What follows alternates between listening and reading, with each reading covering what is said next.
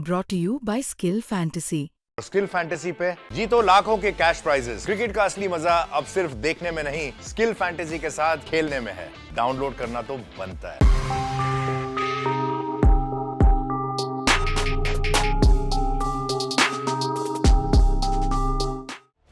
ખેતરના શેઢા બાબતે હત્યા, કાકાએ ભત્રીજાનું કાસળ કાઢ્યું, ગોંડલમાં જમીન બાબતે લોહી રેડાયું।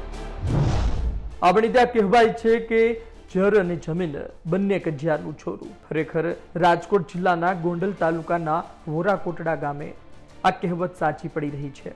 શેઢા જેવા સામાન્ય પ્રશ્ને ભાઈ ભાઈ વચ્ચે બોલાચાલી થઈ હતી। કૌટુંબિક કાકા અને તેના પરિવારજનો દ્વારા કૌટુંબિક ભત્રીજાને તેમજ તેના પુત્રને છરીના ઘા મારી દેવામાં આવ્યા। આ જીવલેણ હુમલામાં કૌટુંબિક ભત્રીજાનું મોત થયું હતું।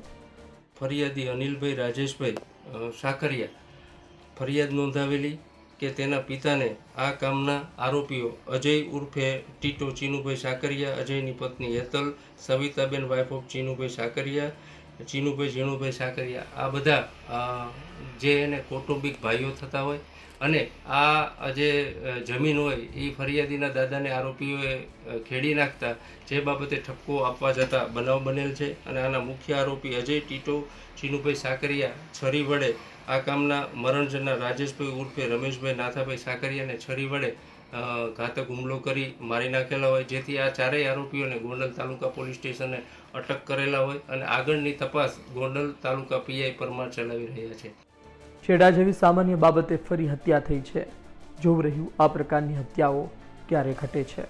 સંવાદદાતા રોનક મજીઠિયાનો અહેવાલ, ગુજરાત તક, રાજકોટ।